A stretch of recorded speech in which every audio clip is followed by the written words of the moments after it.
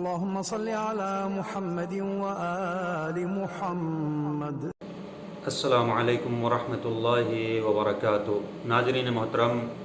احکام روزہ لے کر کے ہم آپ کے سامنے حاضر ہوئے ہیں۔ آج ہم گفتگو کریں گے روزہ کن افراد کے اوپر واجب نہیں ہے، یعنی کن افراد کو چھوٹ دی گئی ہے۔ جیسے کہ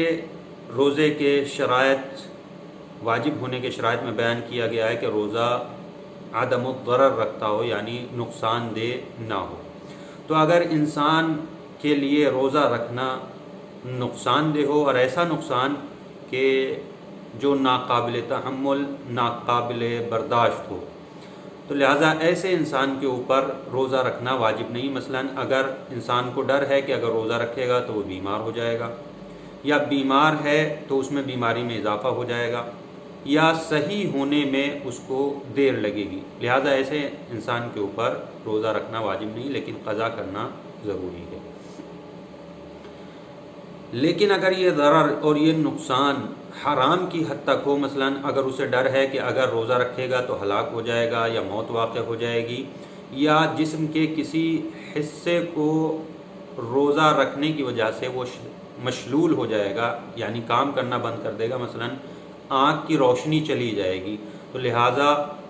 ایسے انسان کے لیے روزہ رکھنا حرام ہے۔ اگر انسان کو یقین ہے کہ روزہ رکھنا اس کے لیے نقصان نہیں رکھتا، اور ڈاکٹر کہے کہ روزہ آپ کے لیے نقصان دہ ہے، تو اس کے لیے لازم ہے کہ وہ روزہ رکھے، کیونکہ خود کو یقین ہے کہ روزہ نقصان نہیں دے گا۔ اس کے برعکس اگر انسان کو یقین ہے کہ روزہ اس کے لیے نقصان دہ ہے،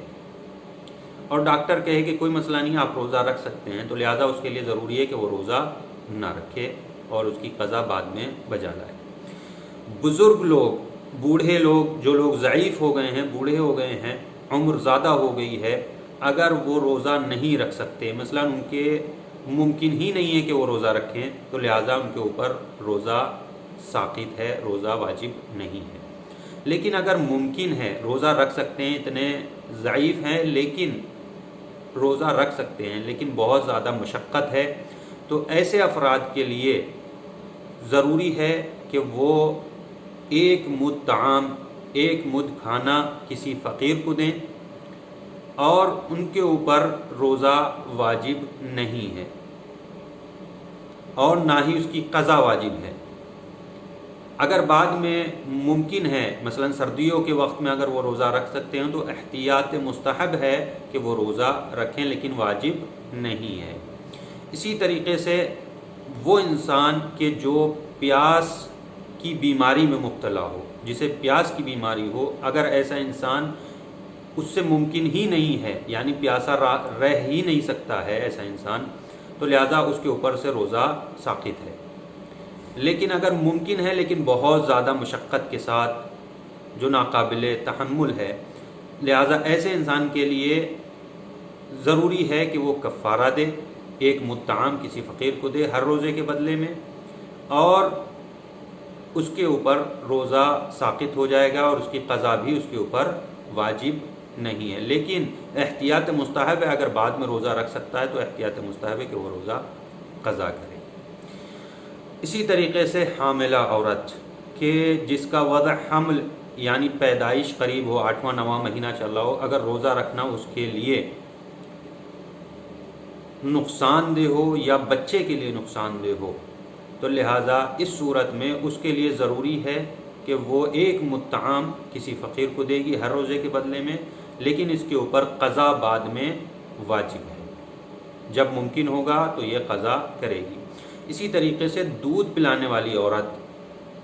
اگر اس کے لیے یا بچے کے لیے خطرہ ہو روزہ رکھنا، لہذا ایسی عورت بھی، اور بچہ چاہے وہ اس کا خود کا اپنا ہو یا کسی اور کا بچے کو دودھ پلا رہی ہو، لہذا اگر اس کو خود کو خطرہ ہے یا بچے کو خطرہ ہے، تو ایسی عورت بھی کفارہ دے گی، فدیہ دے گی، ایک مد طعام کسی فقیر کو ہر روزے کے بدلے میں، لیکن قضا اس کے اوپر بھی بعد میں واجب ہے۔ بزرگ لوگوں کے اوپر اور جس کو پیاس کی بیماری ہے ان کے اوپر قضا بھی واجب نہیں ہے، لیکن ایسی عورت حاملہ یا دودھ پلانے والی کے اوپر قضا واجب ہے۔ لیکن اگر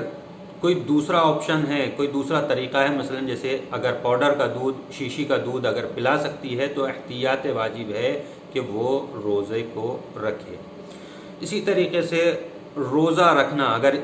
کسی انسان کے لیے روزہ رکھنا کسی دوسرے واجب کو ترک کرنے کا سبب بن رہا ہو اور وہ دوسرا واجب بھی اہمیت میں روزے کے برابر یا اس سے اہم ہو، مثلا اگر کوئی روزہ رکھے تو اس کی جان، مال یا عزت و آبرو کی حفاظت کرنا اس کے لیے مشکل ہے، یا کوئی ایسی جگہ نوکری کرتا ہے کہ اگر وہ روزہ رکھے گا تو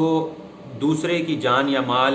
یا عزت و آبرو کے اوپر وہ مامور ہے، اگر روزہ رکھے گا تو اس کے لیے خطرہ ہے،